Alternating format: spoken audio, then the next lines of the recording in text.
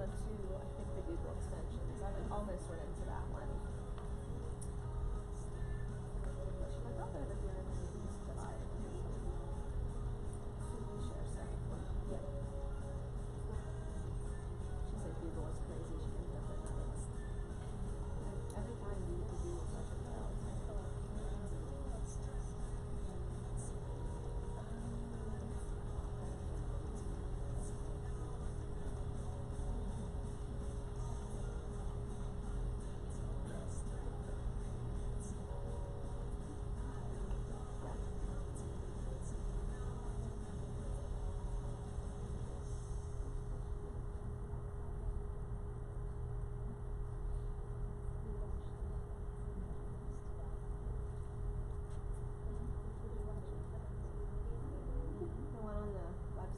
Just like boom in your face.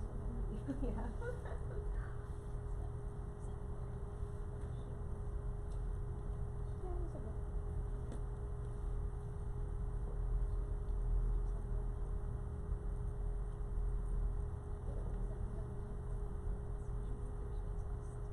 Well, I was in the background. Yes.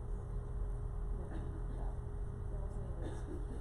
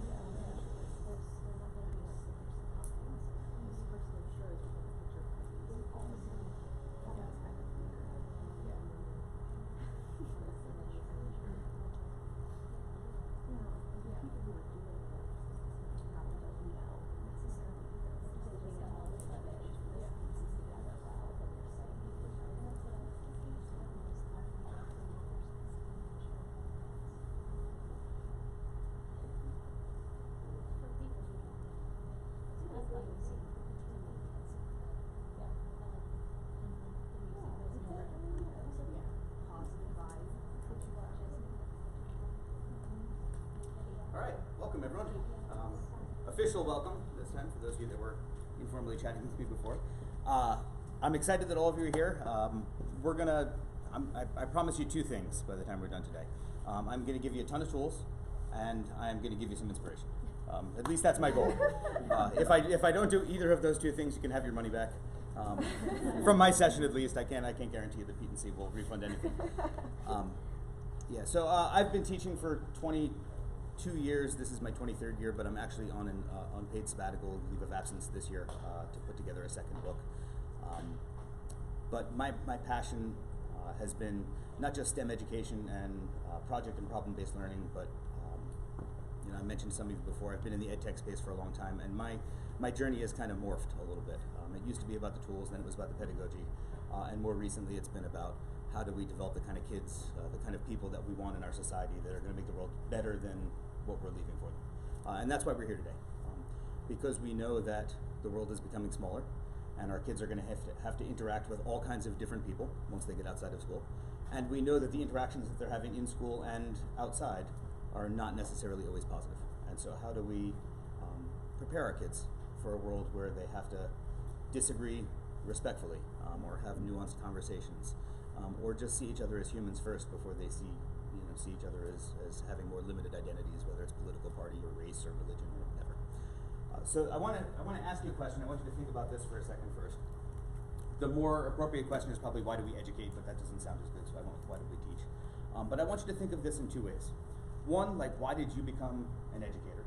Why did you choose to teach, and why do you go to work every day? I know it's not because of the paycheck, because I'm a teacher also, and you probably would have chosen something else if that was your primary goal. But also, in a broader sense, why do we educate kids as a society? Like, why is it that we have education?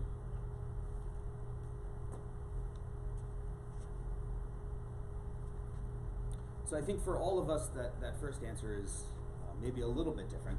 but I spent a lot of time during my time as Teacher of the Year going around and working with pre-service teachers, and almost every one of them told me the same thing when I asked them, so, why'd you choose to be a teacher? Right? They've got this beautiful vision of wanting to change the world and wanting to have kids meet all of their potential, and all of those great reasons why all of us chose to become teachers in the first place. But the fact of the matter is that if I talk to a in-service teacher who's been teaching for about 10 years, and I ask them, what are you doing in your class this week? The answer has something to do with, well, we have a unit test coming up on Friday, or we've got this standardized test we're preparing for, or kids have a project that's due, so we're getting ready for that. It's none of those reasons why we chose to teach in the first place. And that's why we see so many teachers that are frustrated and leaving the profession, who are just coming to work and putting in their time but aren't inspired, is because they've forgotten why they chose to do this amazing job that we have. And so I think these two things are hand in hand, helping kids find their place in the world with helping us find our place and why we chose to teach in the first place. So let me tell you a little bit about my why. I'm going to tell you a little story of, this happened to me it's been about 8 years ago now. So I am not shy about telling you that for the first half of my career, I was really good at being a mediocre teacher. My kids sat in rows. I had great classroom management, terrible classroom empowerment. If an administrator walked in, my kids were on task, whatever that meant. My kids were passing their tests and quizzes and then forgetting everything 2 weeks later, right? Like a lot of classrooms that we see. And it was Pete and C that actually changed my career, because I came to a session, and I went to the session not because I was interested in the topic. It was on building your professional learning network. I went because I wanted to meet the person. It was Patty Duncan, who's actually down in the Discovery Room. I don't know if anyone's been down in Discovery. But she was giving a session. I wanted to meet her because she lives in my hometown. And what she showed me was that other teachers were doing things for their kids that I wasn't doing for mine.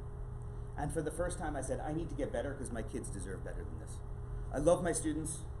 They deserve some of these experiences. And I made a commitment to start learning and growing. We didn't call it growth mindset back in 2008, but that's what it was, right? I decided to have a growth mindset for the first time. And through that, when Skype became free and available, I started using it to connect my kids to different parts of the world. I teach in a very rural, economically challenged part of northeastern Pennsylvania, Wallenpaupack School District, if any of you know that. It's up in the Poconos. There's almost no diversity. There's a lot of rural poverty. Well over 60% of our kids are living below the poverty line. And I wanted those students to see beyond. I wanted them to see what was outside of their community. And one of those Skype calls happened to be with a group of students here in the Cheery Children Education Center in the Kibera slum. If you're not familiar with Kibera, it's about 10 square miles, has about 1.5 million people, and they're living in the most, we can't even really imagine it unless we've experienced it as Americans, the most abject poverty that you can think of. I can't describe it well for you because if you haven't been there, you can't imagine the smell. And I don't say that to disparage anyone that's in there. They are some of the happiest people I've ever met. When you walk down the pathways that are littered with garbage, you hear singing and happiness and joy. It's an incredible place, but they're living in some rough conditions. And when we connected with the group of students in the Cheery School, we decided to do a song exchange. We were preparing for a St. Patrick's Day concert, just like most elementary schools are. And so we sang to them our St. Patrick's, instead of practicing in the empty cafegimatorium, we decided to sing to them through Skype in my classroom. And they sang songs in Swahili for us. They sang a friendship song. They sang their national anthem. And the kids got to meet each other. And afterwards, my students came to me with their tears in their eyes. And they said, Mr. Soskell, our school is beautiful. We see the conditions that they're learning in. It's not the same. We want to do something to help them. And for the first time in my career, and I don't know why it happened, something came to me and I said, that's great, of course. We can look for something to do. But I want you to ask for something in return. Because I wanted my students to see the value in the kids they were trying to help. Because so many times we think of service learning as this altruistic act where we let our students do good in the world. But what we really do is we allow them to feel superior. And it doesn't create the empathy that we're trying to develop unless you ask them to find value in the group that they're trying to help. And so I made it a two-way street. And what they decided to do was to start what ended up being called the Distance Teaching Project. We had math materials in our school that they didn't have in Kibera. Base 10 blocks, the Judy clock, the counting chips. And so my students said, when you teach us math conceptually, we want to shoot short videos and teach the kids in Kenya because they don't have access to the same materials. And I said, what are you going to ask for in return? And they said, we loved learning Swahili. There's not a whole lot of foreign languages spoken in our town. We want them to teach us Swahili. And so that site is still up. You can still go there. We haven't done the project in years. But you can see the Swahili videos that the kids in Kenya created. You can see our math videos that we created. Other teachers from around the world, when I put it on Twitter, were excited, and we had kids from China that shared Asian art techniques, and kids from Venezuela that shared Spanish and actually gardening techniques with drip irrigation with recycled materials. But it became a pretty cool project. And every Friday we'd get a video and we'd play it on the morning news broadcast, teaching everyone in the school how to learn a little Swahili, how to count to 10 days of the week, and then we would create our math videos. And I wrote a grant to go to Kenya to document the learning gains from the math videos.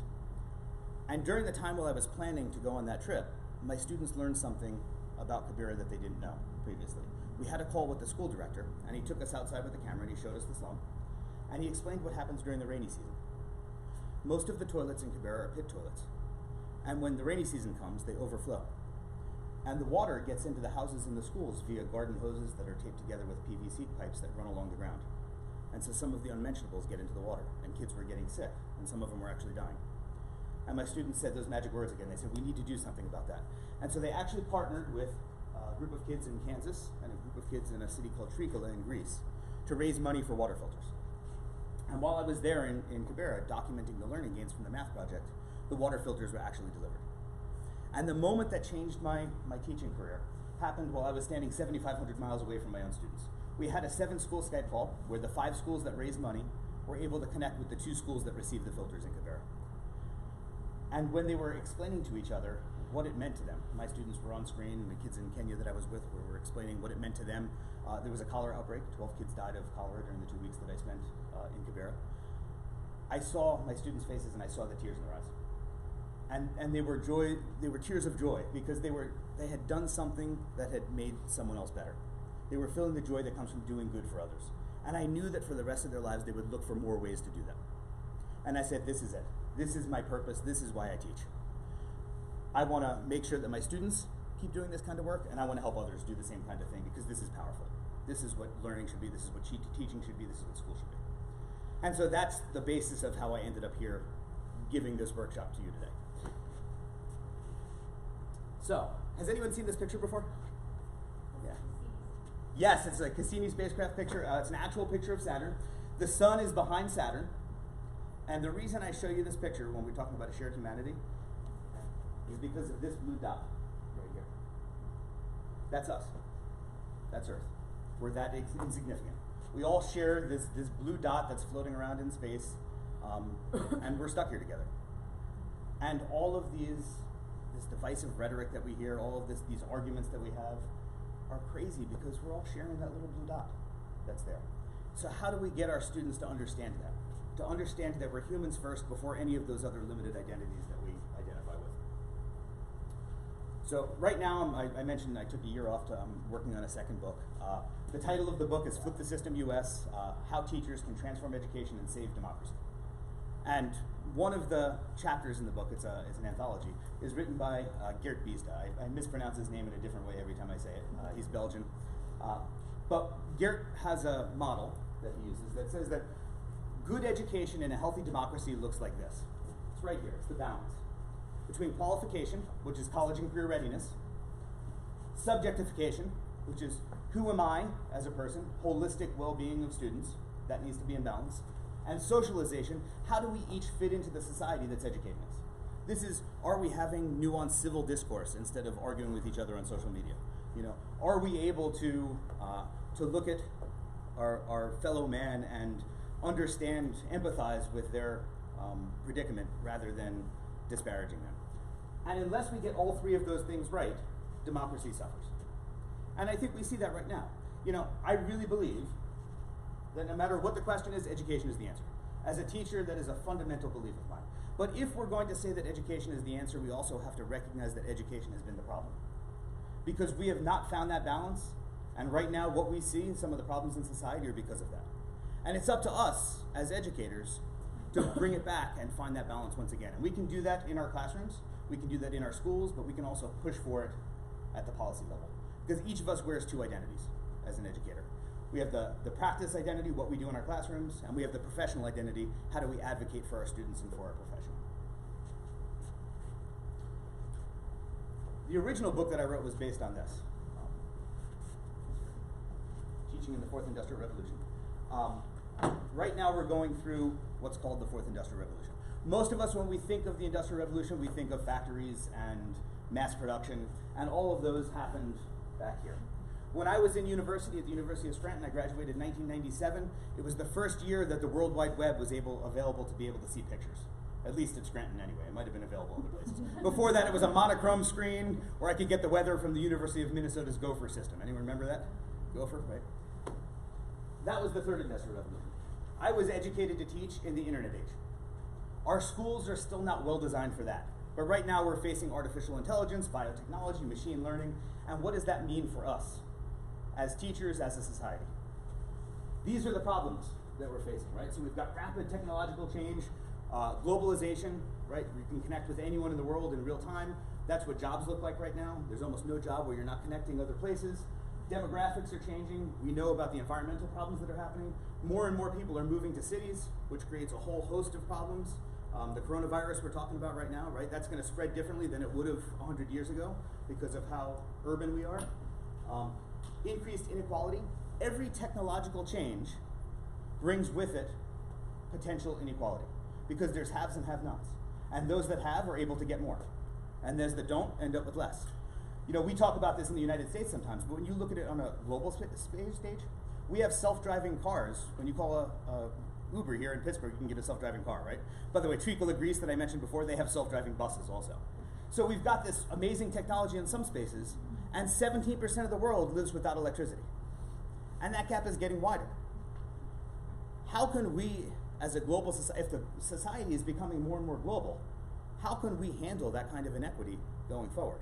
We can't. There's a great book called The Spirit Level, if anyone's interested, that shows how inequality is more damaging to society than poverty. It's a really amazing read. I'm not going to get into a whole another topic, but it's really cool. And of course, we see political uncertainty, right, which comes from all of these things. And a lot of what's driving problems is fear. Because we know that when people are afraid, they retreat into their limited identities, right? The more afraid they are, the more limited those identities are. They identify with themselves as Democrats or Republicans or Christians or Catholics or, whatever. Which makes it harder for us to find that shared identify that we're humans first. So we have to overcome that fear, and it's got to start at an early age. Because if we wait till kids are in high school, it's too late. So let me ask you a question. Johnson & Johnson did a survey back in 2013, and they looked at the most successful people they could find. And they tried to find the one character trait that correlated best with success. If you've seen me talk before, you know what the answer is already, just kind of hold on to it. Anyone want to guess what that character trait was? Perseverance, grit. That's a good one. What did I hear over here? Compassion. Okay. Anyone else? Humility. That's a great guess. Okay. Empathy. Yeah, it is. Actually, it is. Emotional intelligence, empathy, compassion. I've been teaching for, 22 years. This is my 23rd year, right? So 22 years in schools. I've never once had a faculty meeting or a professional development session on how we can develop empathy in students. It's the most important thing that we do, and we spend almost no time on it. I can't tell you how many times I've had PD sessions on how we can look at standardized test data, right? But never once on empathy, right? And it's more important. So I want to introduce you to one of my favorite teachers in the world. Her name is Maggie McDonnell. She was the winner of the Global Teacher Prize in 2018. She's Canadian, and she teaches in a tiny remote Inuit village up in northeastern Canada. The only way to get to her village of about, I think it's got about 600 people. The only way in or out is via plane. There's no roads that go there. And you'll see a little bit about it in the video, but I want to share her with you, and then I want to tell you something that she said that really impacted me thinking about this.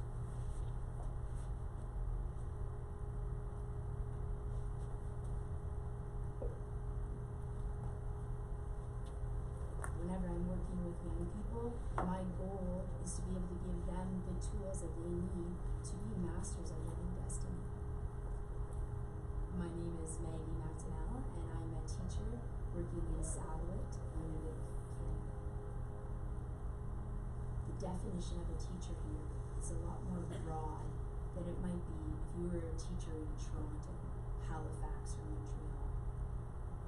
In an Inuit community, you have this privilege of being able to build these very authentic relationships with your students and with the community. The majority of the challenges that Salwood faces are rooted in the colonial history, and as a result now, youth on a daily basis face a lot of trauma in the community. Currently, many activists consider that the region of Nunavik to be in a suicide crisis right now. Witnessing the funerals of my students is one of the hardest things I've ever gone through, and I never want to be in that position again. She's been my teacher, my coach, my trainer. Through the years, she's become like a family to me. I am just thankful for everything she has done for me, my family, and for the child.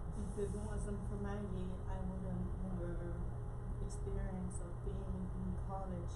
We're so happy that Maggie came for our race because she was helping young people. She's a role model for the whole community. I think so many people come to the Arctic and they come here and they're mesmerized by the land, but what has always inspired me is the youth that I work with. I really believe they're the true Northern Lights. I'm just here trying to find ways to take down barriers or challenges so that they can shine, so that they can dance, so that they can light up our lives. So I met Maggie for the first time 2 years ago, and I had learned her story. And I asked her, how did you do it? Like, how did you deal with? She told me in the 6 years that she had taught in Saluit, she had to bury 10 of her students. 10 of her students had committed suicide. But the rates of mental illness, of suicide, of sexual abuse for young girls had plummeted in the 6 years that she went there. It's one of the reasons why she was named as a Global Teacher Prize winner. And I said, how'd you do it? How'd you turn it around? Or start to turn it around anyway? And what she told me is, when people would come to her and complain, she'd tell them, don't give me problems, give me solutions. And she had that same attitude with her students. And through that, they were able to find solutions in building relationships in their community. Girls who often were exploited because they didn't have the skills to take jobs, or parents who weren't able to go looking for jobs because they had young kids at home. She bridged that gap by starting a program where she taught the girls her high school girls, how to take care of kids. And they started a daycare where the students would be able to go and take care of kids, and the parents could go and apply for jobs and get the job skills. She started a running club where instead of kids going and being stuck with nothing to do and having substance abuse problems, they had somewhere where they could find some community. So she found these different ways to build relationships in her community, and those things started to get better. And so I learned of her story at the same time that I was with a bunch of other Global Teacher Prize finalists in Dubai. And we knew that the conversation at the next major education conference, Global Education and Skills Forum, where world leaders come together with education ministers, was going to be on Education 2030 and beyond. And we said, there's a lot of focus on how technology is going to impact schools, but none of those stories are being told from a practitioner's point of view. And just as Maggie said, we can't look at those problems, we need to look at how do we solve these problems in education. And that's when we decided to put together the book, Teaching in the Fourth Industrial Revolution, which looks at how can we as teachers and as an education systems, because it's international, the different authors, how can we adapt and make sure that our kids are getting what we need? And in that book, our focus is this. This is the premise. That of course we want our schools to be technologically relevant. If kids come to school and they're not using technology, it doesn't look like the world outside and they think we're irrelevant, right? That's why we're here at Pete and Sig. But at the same time, we need to find a balance. We need to keep school rooted in the things that are most important. Compassion, empathy, humanity, relationships. And if we can find that sweet spot in between, that's where we set our kids up to have a prosperous and peaceful society going forward. And so in the book, you'll hear there's 2 chapters from me, but there's also chapters from 5 other teachers from that are in 4 different countries on how they're doing this in their context also. It's now available in Spanish, and we just got asked to have it translated into Korean also. There's that Spanish version called I can't speak any Spanish, but it's pretty good. So down in the expo hall, you'll see a lot about artificial intelligence and virtual reality, right? Those are pushes, and they're great. Like, they're fantastic. I've used them in my classroom. But we can't look to those technological solutions unless our kids can handle actual reality and have emotional intelligence. That has to be our primary goal. We have to do that first, and then we can play with the other cool stuff, right? And most of you are probably familiar with the Sammer model, right? We've seen. So one of the premises we make in the book is that the Sammer model was great for the third industrial revolution. It was great for the internet age, right? The best use of technology in schools is to do things that weren't possible before. That's great for before. But what we need now, with the challenges that we face, is a new level. We want kids to use technology in ways that weren't possible before to make the world a better place, to make sure that they're helping others. And if we do that, we're going to close those equity gaps that we see happening because of technological innovation. So, teaching in the area where I am, I realized early on, you can't change the world if you don't know anything about it. And so I knew I had to expose my kids outside. In the last 6 years, my students have connected with over 96 different countries now. We've talked with astronauts on the International Space Station live. We've spoken with scientists who are working with penguins down in Antarctica. And in each one of those situations, I've asked them to look at what is the problem that's being solved. I want them to be solutionary in how they're thinking. And the way we've done this is this. By the way, here's your first 3 resources. I promised you lots of resources for your classroom. Hopefully I gave you a little inspiration in the beginning. Now let's get into how do you make this work in your classroom, right? So, anyone familiar with the UN Sustainable Development Goals? Couple? So in 2015, the United Nations got together all 193, 97 countries, and they said, what do we need to do to make the world the kind of place we want to live in by 2030? And they came up with 17 goals. Number 4 is my favorite. There should be free primary education to everybody in the world. I think that's fantastic. I think it should go beyond primary, but I'll take it. Right? If by 2030 we can get that, we can build off of it, right? But everything from we should have clean water, there should be no hunger, we should eliminate abject poverty. Every way that your students want to make a difference fits into one of those 17 categories. And so exposing your kids to those and helping them see that as a framework, it's not a curriculum, but helping them see that as a framework that the curriculum fits into allows them to see where they can make a difference. So, teachsdgs.org is about 30,000 teachers from all over the world that got together and said, okay, we want to use the SDGs in our classroom. How can we do it? Let's pool our resources and share best practices. So there's lots of great stuff there for you. World's Largest Lesson has partnered with the UN and UNESCO to put together ways that they have everything from celebrity videos that are sharing like, hey, the SDGs are cool, all the way to here's lesson plans that help you do this in your classroom, that help your kids look at how can we design solutions based on those SDGs. And then finally, the Innovation SDG Lab book is a free download. I believe it has 12 different lessons, 1 lesson a month that you can do. You can, we only have a 9-month school year, so you can jam some things in. But each one of those lessons is tied to the SDGs and shows you how you can incorporate them into your curriculum. And that's a free download. So there's some great resources. The way that I use this in my classroom is by focusing on the design process. And by the way, even if you're not an engineer, you do this anyway, because you're an educator, right? We start with what is the curriculum we have to teach. We come up with some ideas, we do some research on the internet, we find a good lesson, we design a lesson plan, we put it into action. Inevitably it fails, because that's what teaching is, right? Failing and then learning from it. And then we go back and we teach it better the next time. We do this, we do the design process. We're engineers. When we lay that over the SDGs and kids identify, hey, we see a problem. Kids in Kenya don't have clean water and they're dying of cholera. How can we fix that? Well, let's look at solutions. Let's brainstorm. Let's see if it works. We'll check with the people we're trying to help. We'll get some feedback from them. Oh, it didn't work. We need to redesign it, right? You can go through that design process no matter what it is that your kids are trying to implement. And here's the part, it's probably one of the most important things I'm going to tell you here. We often think, we're taught in our pre-service teacher classes, start with the curriculum and then teach it in a cool way where kids understand it, right? That's wrong. Don't do that. Start with a really cool experience. If you start with the experience that is going to make kids bang down the doors of your classroom to get in, and then you, as a professional teacher, embed the curriculum into that experience, your kids will never forget it. We know neuroscience tells us that if anybody doesn't have an emotional connection with the content they're learning, they forget it 2 to 3 weeks later. Does that sound like our students in our classrooms?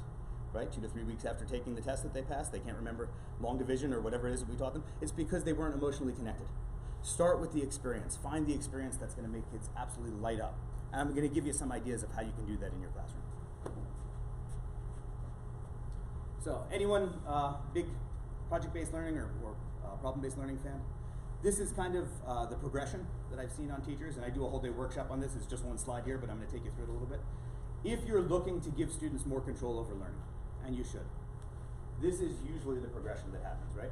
So the difference between doing projects and project-based learning is that when we all did dioramas when we were in school, we would learn the unit, and then the teacher would be like, go home and make a diorama, and our parents would do a great job, and we'd come in and get an A, right?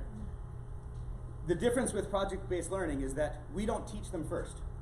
We assign them a project. In order to complete it, they're going to have to learn some stuff. And when we design them well, they're emotionally connected, they learn it, they retain it, and they come up with some kind of products that we have assessments on during the way, right? We start by doing that in a way where it's very structured. We assign the roles to the kids. We assign what the project is going to be. It's kind of top down, but we give students some freedom in how they create that project. Once you get more comfortable, you end up giving over more control to the students. And that happens over time, right? It takes some time to be able to figure that out. Then eventually what happens is you start identifying problems. And instead of giving a defined project where you know what the outcome is going to be, you say, hey, let's see if we can figure out this problem.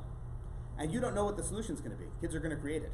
It might be wildly successful, and it may fail spectacularly. Either one is fine, because the learning that happens along the way is the important thing, right? And you're going to go through that design process. And then finally, you get to the point where instead of you, as the teacher, identifying the problem, kids are identifying problems. Hey, we should do something about that. Great. And you're taking the curriculum and you're embedding it into that experience. That's kind of a quick overview.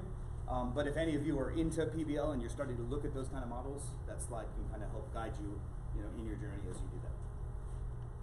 So let me give you a quick story about what this looks like, right? This matching the SDGs with the design process. This is my friend Andrews. He teaches in Malawi, in the southern part of Malawi. If any of you have watched international news, Malawi is in the midst, or they were at least up until a couple years ago, a terrible drought and famine. His kids weren't coming to school. Literally, they were out looking for seeds in the grass instead of coming to school because they had nothing to eat. So I knew this. At the same time, having nothing to do with Andrews, we had this hydroponics unit donated to us at the beginning of the school year. So basically it uses water, runs through the pipes, water has chemicals, it grows food without any soil. If you look at that, it's really poorly designed. The lettuce at the top gets a lot more light than anything on the bottom because of the way it's an A-frame.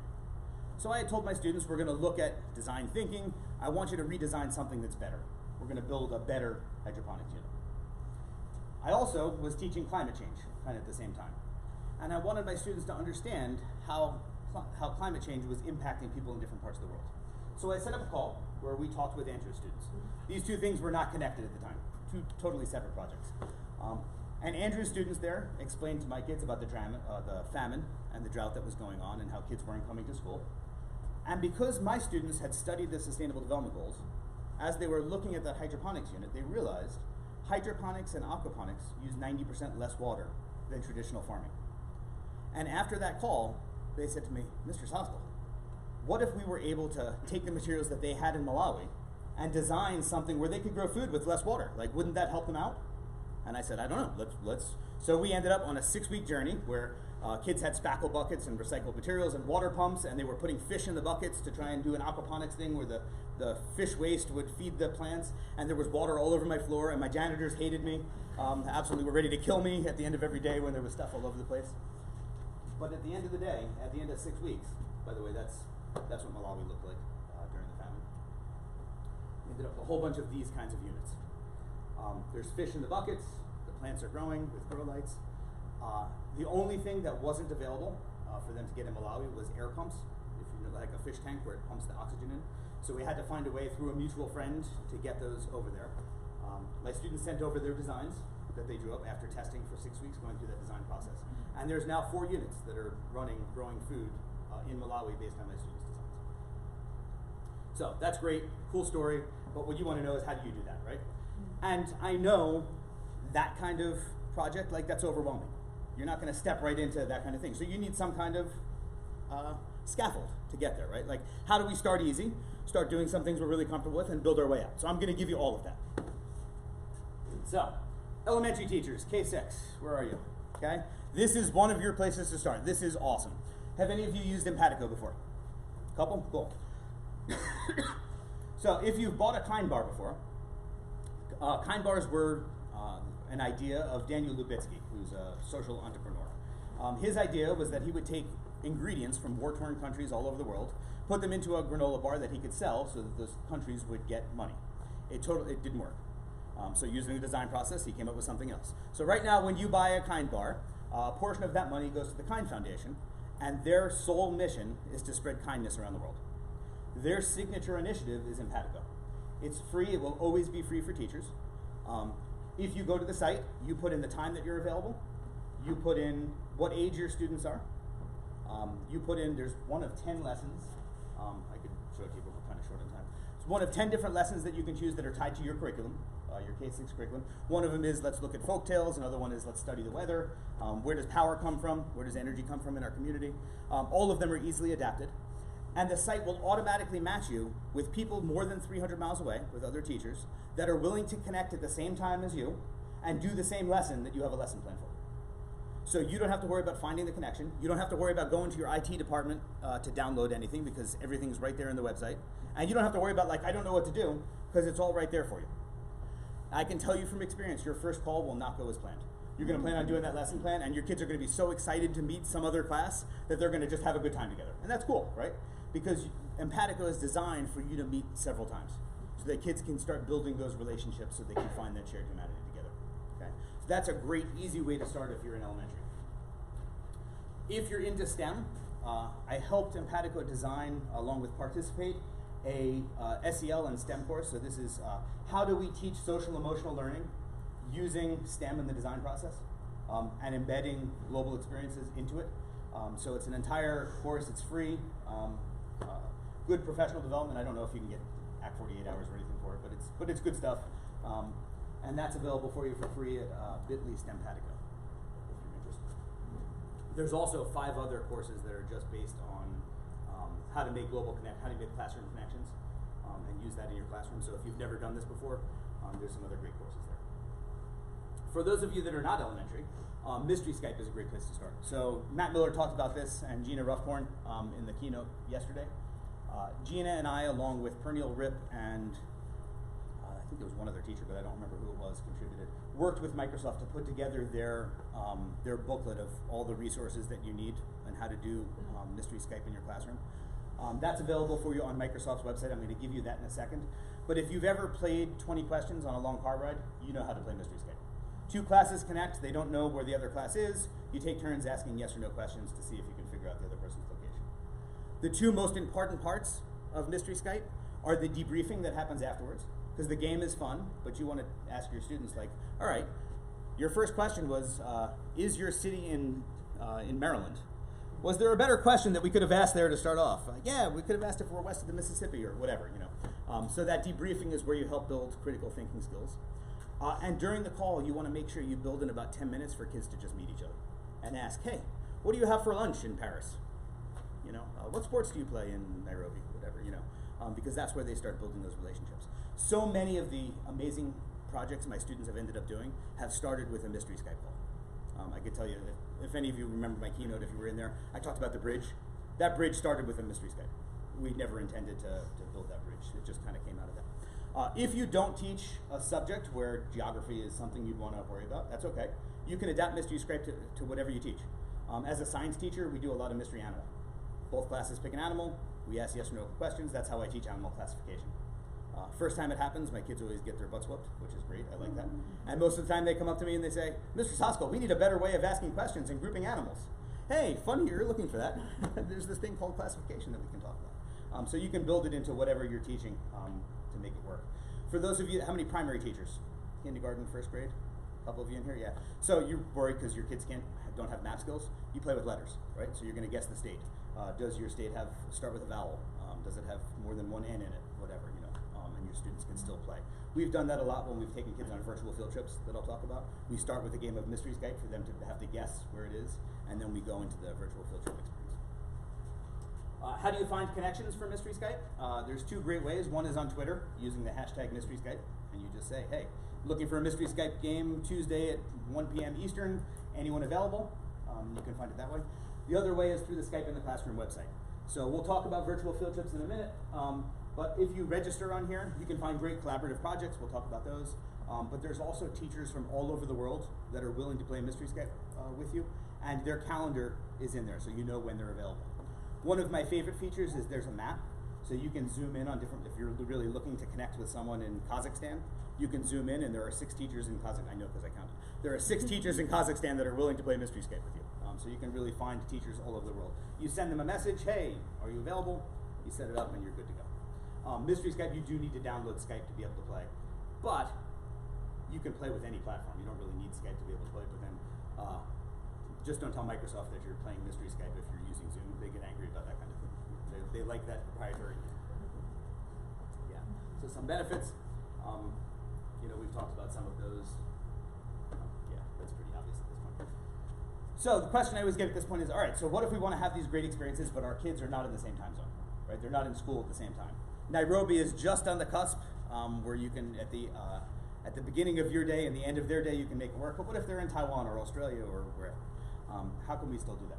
So we had this experience a couple years ago where we were trying to play Mystery Skype using video messages.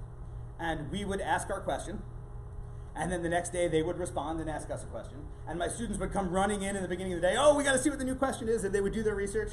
And it was great for that, 3 minutes in the beginning. But playing a game of Mystery Skype literally took us about 6 weeks.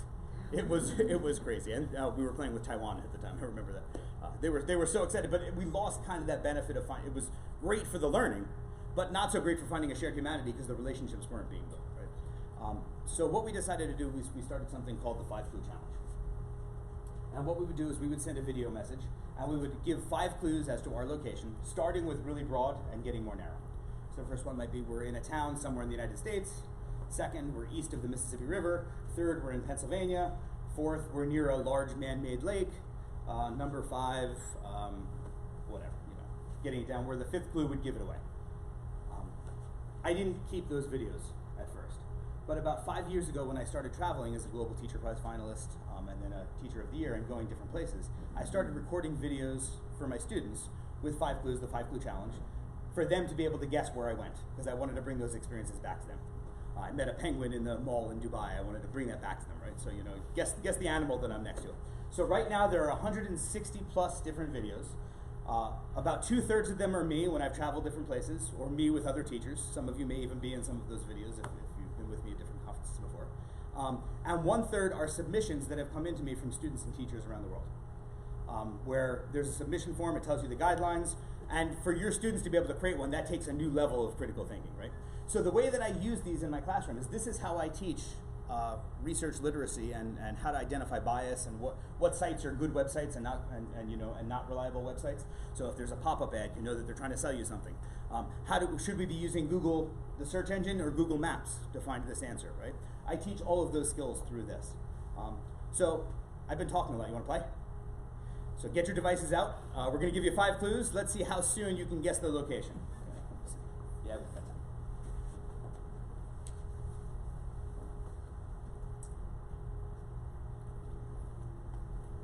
Hi everyone, and welcome to a new 5 Clue Challenge. This is going to be a mystery location challenge, but instead of guessing the city or country or state, in this case you are going to guess a landmark. So you're looking for a landmark somewhere in the world. Your first clue is that this landmark is found in the northern hemisphere. All right, so landmark in the northern hemisphere. Normally this would take about 25 minutes. We're going to play the 3-minute version. So anyone have a landmark in the northern hemisphere that they think I might be near? And you can use the background as a clue. By the way, my students love it when I have a goofy face when I stop the video. That's like their favorite thing about the 5 Clue Challenge. But give me a landmark. What do you think? Where do you think I am? Mount Rushmore. Good guess. Anyone else? Grand Canyon. Grand Canyon. Good guess. There is a 5 Clue Challenge from the Grand Canyon. There's not one from Mount Rushmore yet. I'll have to get there. I'm giving away the answer. Anyone else? Any other guesses?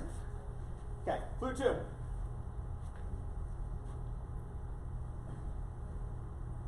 Clue number 2 is that right now I'm in Europe. So, looking for landmarks in Europe, think about how you would teach your kids to research that, right? Would they be using Google Maps? Would they be using Google? Should they be typing 27 words into the search bar or just 2 or 3, right? You know. Okay, any guesses? Can it be Mount Rushmore? Grand Canyon? No. Parthenon? Is I heard? Anyone else? Pompeii? Colosseum in Rome? Okay. Let's see. And by the way, my students would have 1 through 5 numbered on their paper. They would write down their first guess. If it's still good, they'd leave it for number 2, write it again. If not, change it. Clue number 3 is that this landmark is found on top of a hill. Okay, landmark on top of a hill. Can it be Pompeii? No. Can it be the Parthenon? Sure. Okay. Acropolis. Okay. Parthenon, Acropolis. Okay. Any other guesses? Stonehenge. Good. Okay. Anyone else? Let's see, next clue. Clue number 4 is that this is an archaeological site. Okay. So Pompeii would have worked, but it's not on top of a hill. Okay. Will the Parthenon or the Acropolis still work? Yes. Okay. Stonehenge? Archaeological site? Maybe. Could be. I mean, you know, it's ancient, right? Okay. By the way, do you see how you could use this to teach research skills? All right, last clue. I'll just play it through. And your 5th and final clue is that I'm in Athens. And so by now you should have guessed that I'm at the Acropolis. And right behind me is the Parthenon. The Temple of Athena is right over there. But I'm going to show you a view of the city of Athens. This is pretty awesome. So, of course, this is Athens is considered one of the birthplaces of democracy and Western civilization. Capital of Greece. And you can see behind me, you might even be able to hear, this is a working archaeological site. So they're moving around some rocks and they're doing some digging to find remains that are here. Let's check out this view from the top. This is Greece, or this is Athens. Just incredible city as far as you can see in all directions. Definitely a place worth visiting. So hope you enjoyed this 5-clue challenge, and we'll see you again soon. So I have a mystery animal challenge, but we'll run out of time, so I'm going to save that. But there's 160 different 5-clue challenges that you can use from all different people. All of them are curated to make sure that they're either by location, by person, mystery animal, so you can look that way. All of them have been watched by me and checked to make sure that there's nothing in there that, 1, that is inappropriate, or 2, there's nothing in there where, everything is audible, understandable, I say if someone has a really thick accent, I ask them to put subtitles on there. I'm still waiting for someone to submit with subtitles, but I do look for those kinds of things. All right, so let's talk virtual field trips. So sometimes you want to connect with an expert. You want your kids to go see something that is not available in your location, right? And we know that people are doing amazing things to solve problems all around the world. So we want to talk to those people, right? I often say that when I start with a unit, the first question that I ask myself is, who is the coolest person in the world that I can connect my students with?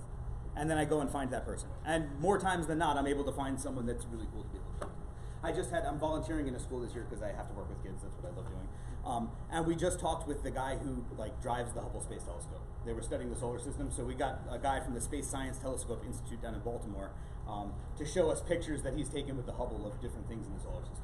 So that you want to look for so how do we find those people, right?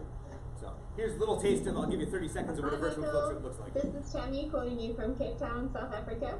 I'm really excited for our workshop, which is taking place Saturday. It's Saturday night for me, but it sounds like a cool Saturday night to get to meet all of you guys and tell you a little bit more about what I do. I'm here in home pen. You can see we've got quite a few penguins with us. In front of me here is Steve. Hello, Steve. So Steve is one of our ambassador penguins, busy molting. Here comes Stubby. She's annoyed because she's not getting attention. But we have a couple of... Right, so I don't care if kids are kindergarten, high school, they're going to love meeting penguins and cool stuff like that on campus, right? So where do you get your virtual field trips? All of these, by the way, are free. Free is my favorite price. It's the only thing that I can afford because I'm a teacher. Explore by the seat of your pants. This uses Google Hangouts. It is a teacher from Canada who is partnered with National Geographic, and he finds the coolest explorers in the world for you to be able to go on virtual field trips with them into the field. Everything from going into volcanoes to under the ocean, to the polar ice caps, and you go and get to go explore with them. You'll see down here there's camera spots. For each one of these virtual field trips, there are 9 camera spots. If you grab one early enough, your kids get to interact live on camera with that explorer as they're going and doing their thing. If you miss out and you sign up late, that you can still go on that virtual field trip, but then you're just an observer. Still awesome, but your kids don't get to interact. Okay. That's exploring by the seat of your pants. Skype a scientist. This obviously uses Skype, although I think they will connect via Google Hangout or Zoom also if you ask them. This is out of the University of Connecticut. They have their network of, I think it's 19,000 different scientists that have been connected with them in some way doing research. And you put in the demographics of the scientists that you want your kids to connect with. So if you teach in an area where you think it's important for your students to see a scientist of color who grew up in an economically challenged background, you can put that in and they'll try and match you with someone. If you're a science teacher, you know, a high school physics teacher, and you want to talk with a particle physicist, they'll try and find you that person also. So you put in what you're looking for and they'll match you. One thing I should tell you about Skype a Scientist and some of the other virtual field trips, you're connecting with scientists and not teachers. They're going to speak to your kids like scientists and not teachers. The teacher job is yours, right? So if that person is being a talking head and rambling for 15 minutes, cut them off and bring it back to your students in the way that you know how, right? You know, hey, does anyone have a question about this? So kind of, you know, you have to play that teacher role because they won't know how to do it. I mentioned Skype in the classroom before. The beauty of Skype in the classroom is that these virtual field trips are your class to one really awesome person. And you get to connect and speak live. If you go onto their website, everything is free. You can filter by subject area, by grade level, by content area. I actually did some full disclosure, I did some consulting work with them, and I went through all of their virtual field trips along with a couple other people and gave them all tags.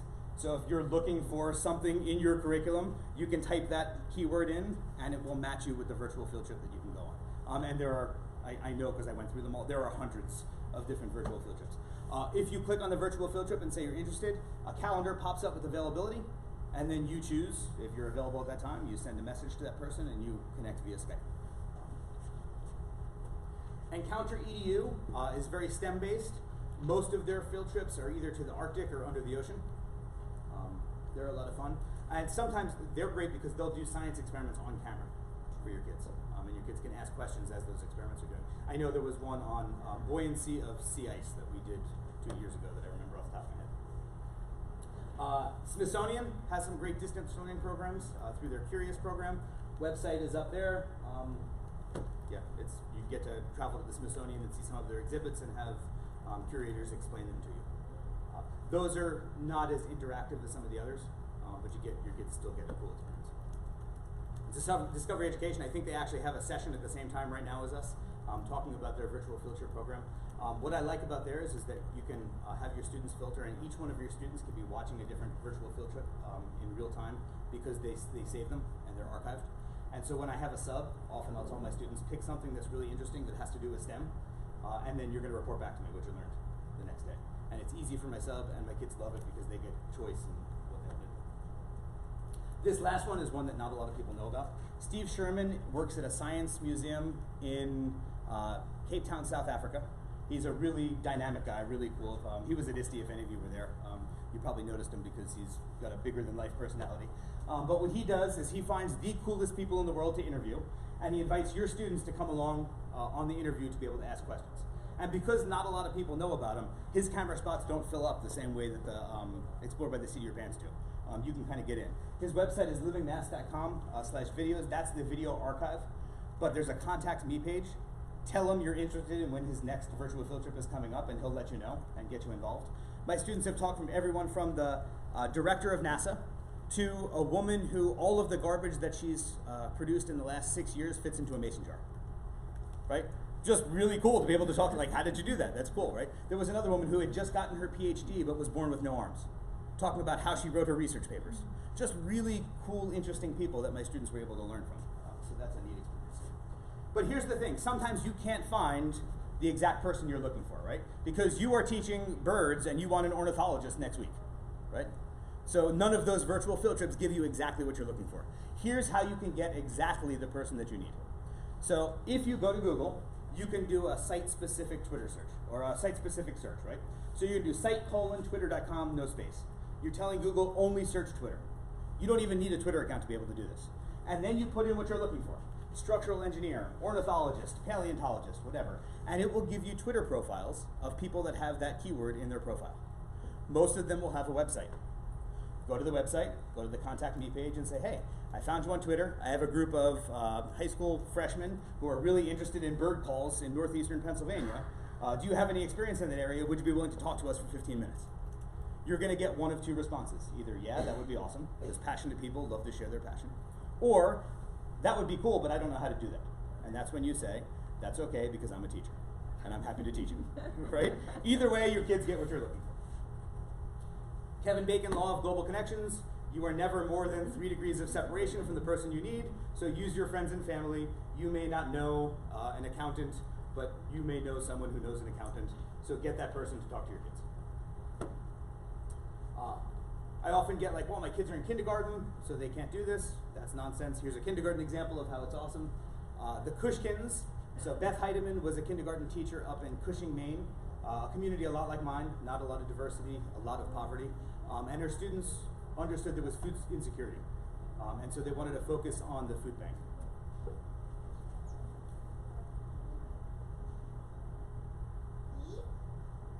There are kids who don't get to have lunch every day, and sometimes breakfast or dinner either. Wow, that sounds horrible. My mom told me all about this place called the Food Bank. She said it's a place where families who need food can get it. Can I help? Of course. My friends the Pushkins told me about a food pantry in their town in Maine. Where is the food pantry? Townhouse Road. In Cushing and Maine. You can get food at the food pantry. Anyone in Maine can get food at the food pantry. So I'm going to stop it there because we're almost out of time. But two things I want to share. One, what those kids ended up doing was writing a book that they published, a fairy tale. They had connected when I was in Kenya. I actually connected them with one of the schools that I was working with, and they made a connection that there's food insecurity in both communities. So the book that they published, half of the proceeds went to their food bank, and half of the proceeds went to that school in Kenya. So kids are never too young to be able to change the world and make a difference. That tool, by the way, where you can, where your students can actually create videos where animated characters can talk, and the green screen is all built in, is Wonder Grove. It is not a free tool, but it's really cool anyway. So Beth has stepped out of the classroom. If you are in elementary school, if you're in especially primary, I want to share this tool, and she's promised me that if you email her and give her that code, that you can get an extended free trial. So what she has done, she is engaged to a paleontologist, archaeologist, one of those things, someone who digs stuff up.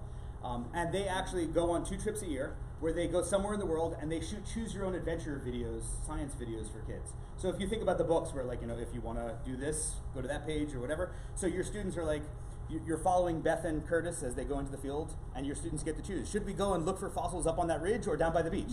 And they're in the background supporting you. You choose, the video plays, and they go to the next place. And there's everything from, like, if they find a dinosaur bone, you can 3D print it in your room, to comic books that are built off of the lessons that you're doing, to cool science experiments that you can do in your classroom.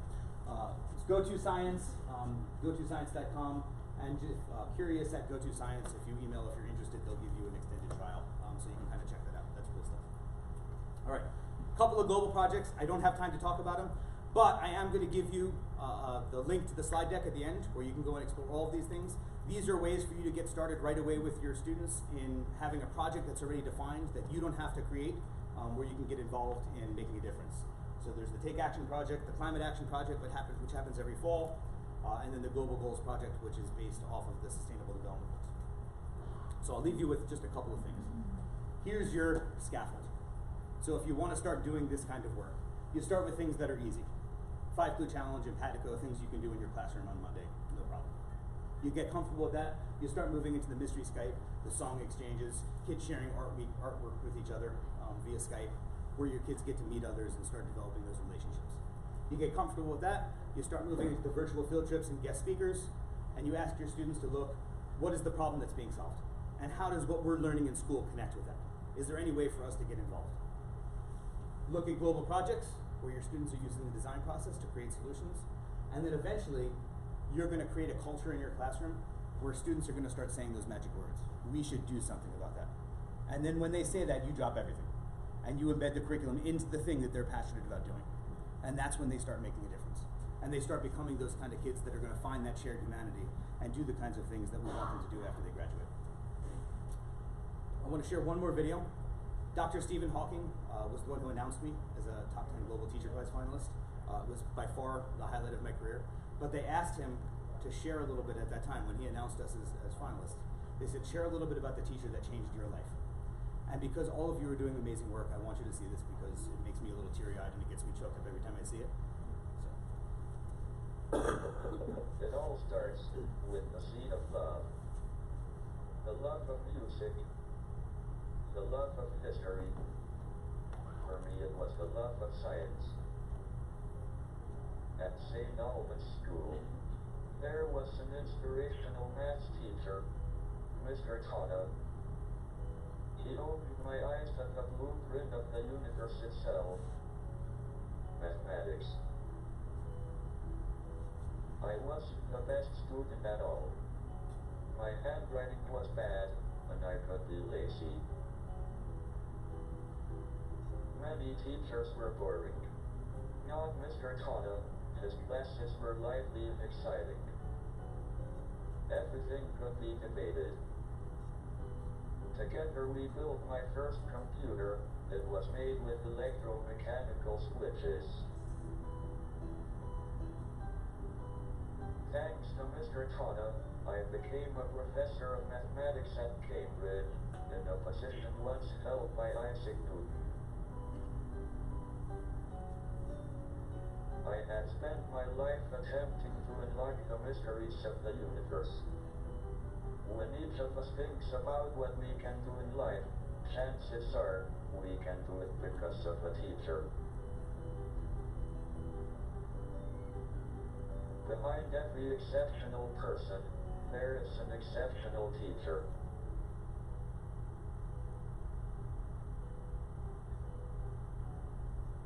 Today, we need great teachers more than ever. We must always remember, teachers matter.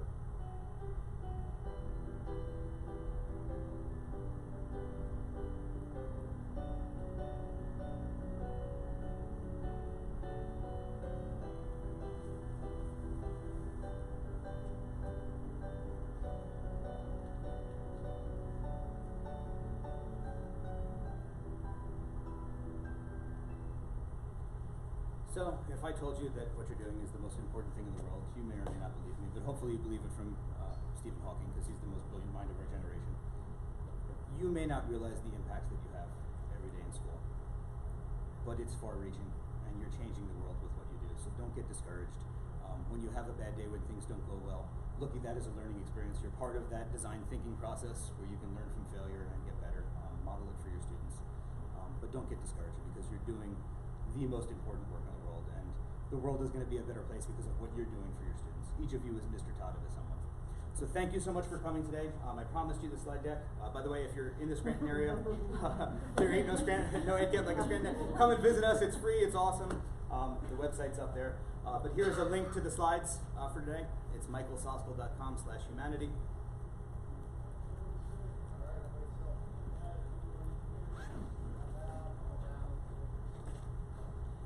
And if any of you think that this could benefit your school districts or groups of teachers, I am on an unpaid sabbatical and I would love to come and work with, that's how I'm putting myself through this year.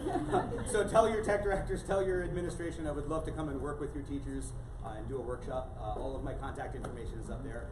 And the democracy book that I talked about will be out this summer, so you can look for that. If you want a copy of the other book, Teaching in the Fourth Industrial Revolution, I have about 5 copies up here. So just come see. Thanks for coming. Great seeing you. Yeah, sure.